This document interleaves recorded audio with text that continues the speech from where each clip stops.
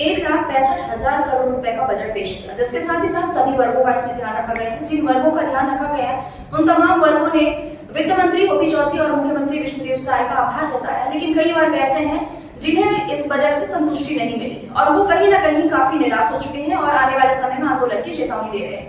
इसी कड़ी में यदि हम बात करें तो छत्तीसगढ़ में बीएड सहायक शिक्षकों का मामला लगातार तूल पकड़ा हुआ है। इसके साथ ही इस बार 2900 जो बीएड सहायक शिक्षक हैं उन्हें ये उम्मीद थी कि इस बजट में शायद सरकार उनके लिए कुछ सोचेगी, लेकिन फिलहाल उनके निराशा ही हाथ लगी है और इसी के कारण आज वो मंत्रालय पहुंचे और मंत्रालय जब भी बजट में उन्हें स्थान नहीं मिला उसे लेकर उन्होंने ज्ञापन सौंपा है और आने वाले समय में एक बड़े आंदोलन करने की चेतावनी भी दी।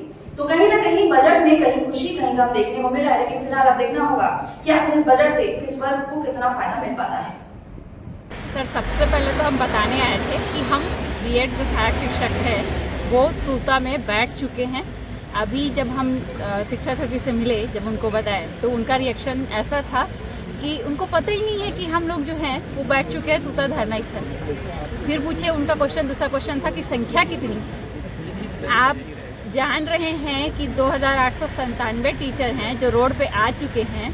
अब उसमें भी आपको ये जानना है कि तूता धरना स्थल पे कितनी संख्या पहुंची। इसका मतलब ये कि आप तभी काम करेंगे जब हम 3000 को तूता धरना पे लेकर के आए या फिर मरीन ड्राइव की तरह रोड पे ही बैठ जाएं।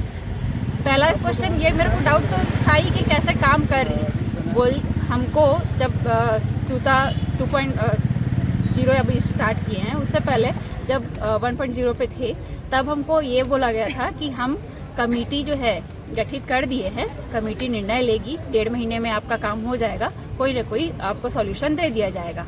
आज 1.5 महीने के बाद हम फिर से प्रेजेंट हो गए, तब बोलते हैं आप कौन है? मतलब आप हमारी समस्या को या तो गंभीरता से नहीं ले रहे हो या फिर लेने की कोशिश ही नहीं कर रहे हो। आप बोलते हो कि कमेटी जब निर्णय लेगी तब लेगी। अरे तो हमने तो पूरा ऑप्शन ही आपको प्रोवाइड कर दिया है। आप फिर बोलते हैं, एक ऑप्शन ये भी बोल रहे हैं कि लीगली जाओ। लीगल तो हम लड़ चुके जितना लड़ना था। पिछले 15 महीनों से जितना लड़ना था, चाहे वो सुप्रीम कोर्ट हो, हाई कोर्ट हो, वो पूरा लड़ चुके हैं। फिर भी अभी बोल रहे हैं कि आप जाइए, एमपी कैसे स्टे लेकर के आइए। अरे तो एमपी का केस ही अलग है। आप इस चीज को जानते हुए भी हम 2897 लोगों के साथ आप धोखा कर रहे हैं। या तो कमेटी के नाम पे धोखा कर रहे हैं या फिर गवर्नमेंट सिर्फ खेलना ही चाहती है, टाइम पास, बस बॉल की तरह इधर से उधर, उधर से उधर। कोर्ट जाओ तो बोलती है गवर्नमेंट के पास जाओ, गवर्नमेंट के पास जाओ तो बोलती है कमेटी के पास जाओ, कमेटी के पास जाओ तो वो बोलती है कि गवर्नमेंट ही डिसीजन लेगी। पहले इस क्वेश्चन का सॉल्यूशन ही बस मेरे को बता दो कि हम किसके पास जाएं जो हमारा सॉल्यूशन करे।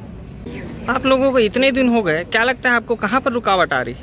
सर, रुकावट सिर्फ है ना यहाँ नियत की आ रही है। सरकार की मंशा नहीं है कि वो हमको करे, बस वो हमको थका रही है। लेकिन मैं सरकार को ये बोलना चाहूँगा कि हम थकने वाले नहीं हैं। हम जब तक हमको समायोजन नहीं हो जाता तब तक हम रहेंगे। और जो कमेटी बनी हुई है उस पर मैं बोलना चाहता हूँ कि हमें कमेटी नहीं, हमें कमिटमेंट चाहिए और रोज़गार के बदले रोज़गार चाहिए। नहीं, इसके अलावा किसी भी चीज़ पे हम सामंजस्य स्थापित नहीं करना चाहते। हम सिर्फ रोज़गार चाहते हैं। जैसे हम शिक्षक थे वैसे हमको शिक्षक बनाया जाए।